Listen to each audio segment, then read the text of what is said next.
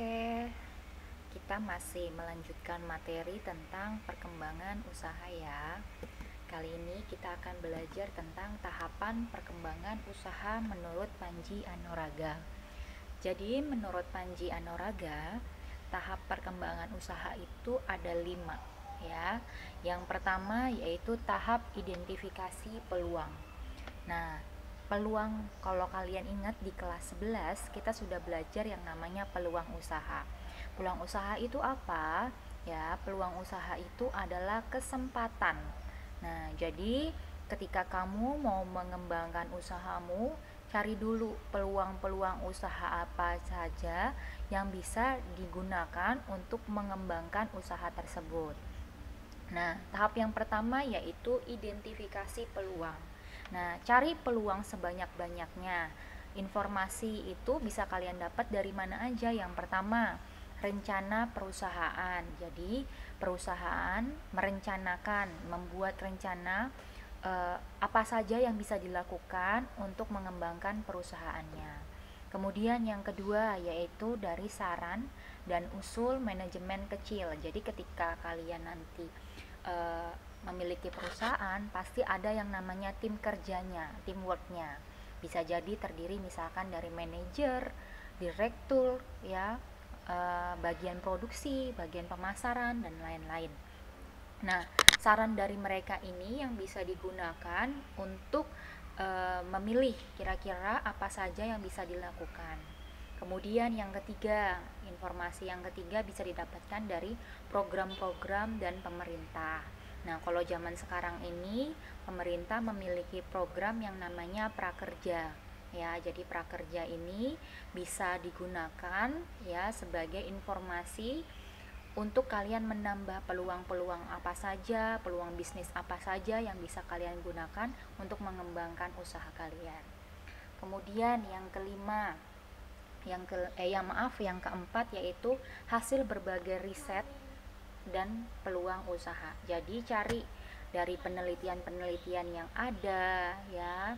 Mungkin nanti kalian cari di internet, dicari di Google, ternyata ada penelitian gitu.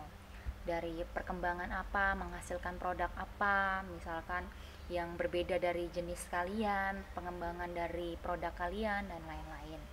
Kemudian yang kelima, informasi yang bisa kalian dapatkan dari Kadin atau asosiasi usaha sejenis. Nah, Kadin itu apa? Jadi Kadin itu adalah Kamar Dagang dan Industri Indonesia.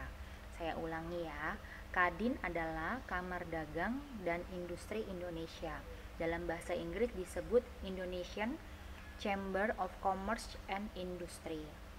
Jadi Kadin ini adalah asosiasi ya atau organisasi yang menaungi perindustrian di Indonesia. Ya, jadi Kadin organisasi pengusaha yang bergerak di bidang perekonomian. Jadi kalau di Asia Tenggara namanya ASEAN, jadi kalau di Indonesia namanya Kadin. Nah, informasi ini yang bisa kalian dapatkan.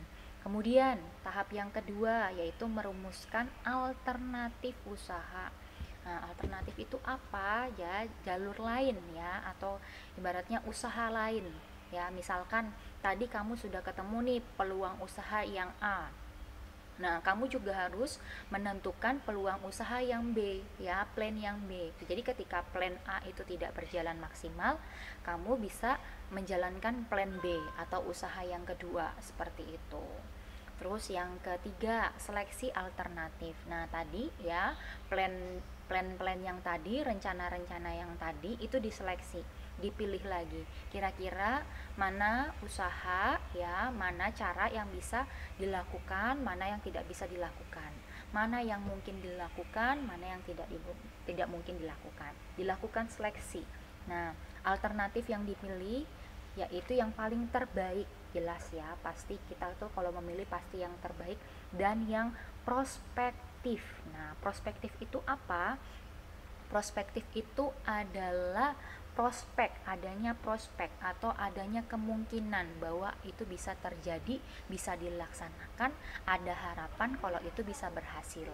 Nah, kriterianya apa saja? Yaitu lihat dari ketersediaan pasar, ya. Jadi dari peluang pasarnya bagaimana. Terus ditinjau juga dari resiko kegagalannya. Mungkin nggak ini gagal? Ya pasti ada ya resiko kegagalannya. Dan harganya di pasaran seperti apa? Itu juga harus ditentukan, diseleksi dari itu. Kemudian tahap yang keempat yaitu pelaksanaan alternatif yang terpilih. Kalau tadi kalian sudah menseleksi, sudah memilih, kemudian sekarang dilaksanakan, ya, ditentukan. Kalau sudah dilaksanakan, kita masuk tahap yang kelima, yaitu evaluasi, ya, evaluasi untuk memberikan koreksi atau perbaikan. Nah, jadi memberikan masukan. Jadi kira-kira tadi ketika kalian melaksanakan usaha tersebut, melaksanakan rencana tersebut, apa evaluasinya, apa kekurangannya. Nah, hal itu yang digunakan untuk memperbaiki untuk proses selanjutnya. Itu tahap perkembangan usaha menurut Panji Anuradha. Sekarang kita masuk ke apa aja sih yang bisa kita tingkatkan dalam pengembangan usaha. Yang pertama jelas yaitu kita bisa meningkatkan produk kita. Ya, produk kita misalnya awalnya masih sederhana, bisa kita tingkatkan lagi menjadi yang luar biasa. Misalkan awalnya mungkin kalian misalkan packingnya, ya, bungkusnya misalkan masih pakai plastik. Nah, akhirnya ada peningkatan, misalkan kalian bungkusnya pakai tempat yang bagaimana. Terus misalkan awalnya produknya masih satu jenis, kemudian kalian kembangkan menjadi banyak jenis, jadi 2, 3 dan lain-lain. Jadi yang mengalami peningkatan produknya. Kemudian yang kedua yaitu tingkat komersial. Ya, komersial itu apa? Komersial adalah pemasarannya. Jadi berburu pelanggan di segmen pasar yang baru. Jadi kalian kembangkan lagi. Kalau mungkin tadi awalnya penjualannya masih skala kecil, sekarang sudah skala besar. Awalnya ketika kalian menjual, memasarkan produknya masih menggunakan media sosial yang sangat sederhana, sekarang mungkin udah berani pasang iklan di YouTube misalnya. Awalnya belum berani endorse artis, misalkan sekarang sudah berani endorse artis. Terus kalian juga berani misalkan masuk di organisasi-organisasi, masuk ke agenan, distributor, ya, franchise, ya, franchise itu waralaba, jadi kayak Indomaret misalkan.